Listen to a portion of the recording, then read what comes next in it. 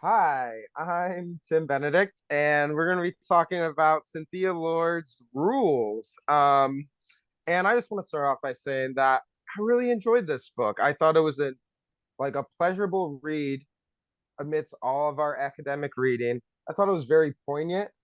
And I can't help but thinking about the setting, the context of the book, reading it as future educators because none of it takes place inside a school or a major establishment besides their OT, and it's in the Yeah. summer, which I think is important for getting insight into your students' lives outside of the classroom.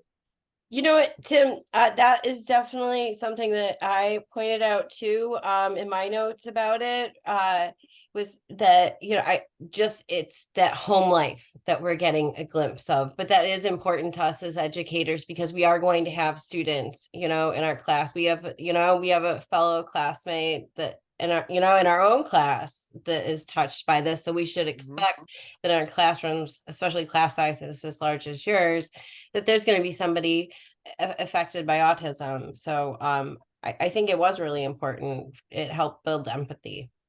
Sorry to Yeah, have interrupted you. no, not at all. And I think it's effective in that way from the first person perspective because we're getting behind Catherine's like teenage mind where it is so conflicting, right? She Very can't impressionable. handle, yeah, she can't handle the idea of someone insulting or making fun of her brother, Yeah. but she's secretly battling with this desire of normalcy, right, in her Right. life. I love that you brought that up because I also, again, wrote notes down about that. That she somehow feels left out or left behind, both socially, I think, but also Mm-hmm. in her own family. It seems though sometimes the way she talks about her mom and her dad is that their emphasis really is on her brother and not on her. But then, like you said, she's the first to defend him, or to change her mind about somebody based on their impression or how they treat him. So yeah, it does really show you that confliction that lives deep inside these students. And I think again, as future educators, it's really important that we're aware of that. Yeah, she says like when her new neighbor says refers to wishing that David was regular and she has a snarl in her stomach, but she has so many moments of using similar words in her head. But I Yeah. mean that's the toughness with like the guilt of dealing and shame sometimes with dealing with your inner feelings and not I don't know like Yeah. how to properly deal with it. But then it made me think about a lot of people I know, like drawing like a personal context. I was talking about this book with someone and they were saying, well, I totally understand what she feels because her parents put all this pressure on her to be responsible for David and look Mm-hmm. after him and guide him.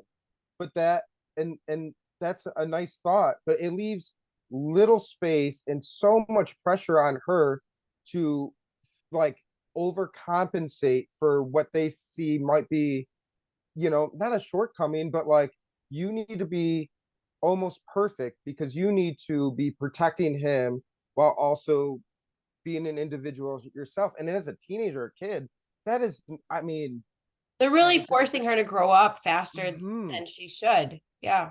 Yeah. exactly. So I thought that was interesting. She had a moment like talking with her dad, where she was just like, you know, you guys let him ruin everything. It's always about him. But So the teenager comes out, like yeah, she may be mature beyond her years because she's been forced into that position. But you're right. Like throughout the text, there are moments where like that, I don't know, innate vulnerability of the teenage years like comes out in her. For me, what I loved the most about Catherine as a character really just was her bravery. mm-hmm. Teenage years are hard. No matter who you are, what you are, where you live, what your circumstances. But the way you saw her timidness towards Jason, I mean, I want to just talk about her relationship with him and how it Yeah, built over time, and um, how she even struggled with it a little bit. But then that inner guilt that she felt, she never I'm struggling for the word right now. How should I say? She never compromised her morals here. You know, like I think she started to, but then she did it. And you mentioned that with like her brother too. Like she's conflicted, but when push comes to shove, like she's guided by her morals, and I think I love that about her as a character. You know, I she's up there high for me in terms of favorite female characters, I think. And she and it's an honest portrayal because like I think about the time where like there's multiple things where she doesn't really have a grasp on like her perspective of what life is like for her brother and for Jason is ill-informed. Like she's projecting her feelings with her relationship with her brother Right. onto the Jason thing because she's like when she draws a picture of him and he's not in his wheelchair Yeah. and or Yeah. like she's like kind of pity. There's like a sense of pity when she thinks about how he can't go in the pond and touch the bottom of the water and Right. all Right. these things. Yeah. But you know what is so apparent with, but I know autism and whatever disability Jason has is different. Mhm. She, she has this like a lot of people do. Like life is must be so awful or something living this way when neither of them seem to bring any attention to the fact that they are disabled. I know Jason at that one part is expressing die. I you know, and I think that there's that, but like then again, he became motivated by her pushing him in the wheelchair in the parking lot and like Yeah. the sense of he was like, oh, he was doing his exercises again.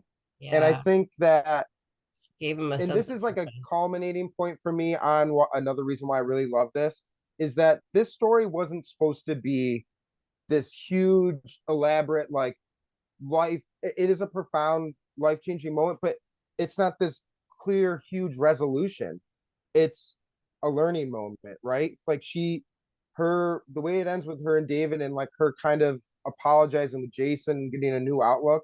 This isn't, the end of the story. I like that it's just like a nice little sliver and it's a learning moment. Like a And I think snapshot that's yeah, and almost. I think that's Yeah. like really useful to us as teachers and people like there's room for growth. Like I don't think like you sometimes you need that added exposure to different things to understand it's okay to not you know I don't falter for having those feeling like maybe drawing him out of the wheelchair and stuff at first. So I like that it's not this is a neatly wrapped up story. I like that there's still room for growth even though we saw it. So I think that's a good analog to us as teachers.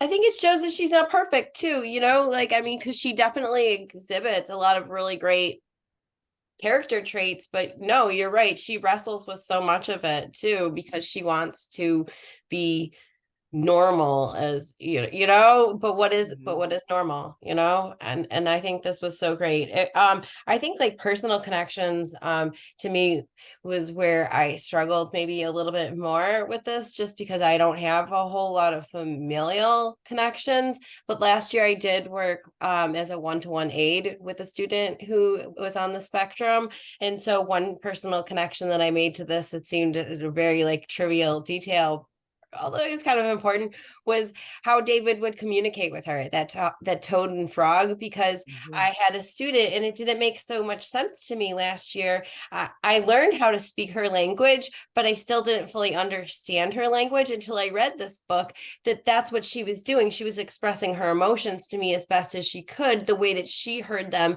in a show or a book that her family read. And I would try to tease out of her where these words came from so that I could learn to talk to her in that language. But it's so cool to have gotten a little glimpse that that's actually what it is that they're doing. And in that case, that was something they talked about too. Is it right or is it wrong? Because it gave him a way to talk. So Right, like giving him a voice. And I think that even Catherine kind of began to struggle with that in the end, but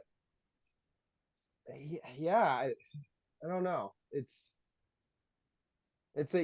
yeah, it's never something that is just so finite finitely like stuck in one time. And I think like we see her growth in it, and I feel like we can all, like you said, draw like some real inspiration from the character, because when we can see ourselves in it. And like I think about it for myself with like my dad being physically disabled. So like there's these moments of wanting to be protective, but like knowing that certain situations are not like conducive to just a normal time, right? Yeah. So Yeah. yeah, I just really enjoyed reading it. It was, like I said, it was very poignant. It hit me at times. I was like sitting on the couch and getting kind of upset. So I was like, no. Yeah. So, No, it's good to well, I cry. enjoyed talking about it with you. I did too. And I definitely could see myself using this in the classroom setting. I don't know about you. I think Yeah. it would be a great way, especially in an inclusive classroom, to really help kids understand a little bit more about Yeah, their peers. I'd be curious to look up. It seems young adult. I would be curious about the reading levels, like what age appropriate it is, because I know they're kind of like young teenagers, but as someone who teaches kindergarten currently or elementary, it's not Right. quite to that level. But I could I see was if I thinking was it could be sixth grade. I'm sixth not grade, sure. right? I'm Yeah, I gonna have think to sixth look. grade could be, and I have a potential to F. do it. I would love to teach it. Yeah. Yeah, it's a good book. All right, Yeah. well, I think we have gone over our time, Yes, and we I have. think, but it was a great book. I think we could Yeah. probably go for much longer too. Yeah, Katie. Me and you just talk like this endlessly anyway, so Yes, we do. All right, well, all have a right. great night, Tim. It was great Yeah, talking you too. rules with you. All All right. See you, Katie. right, bye, Tim. Bye.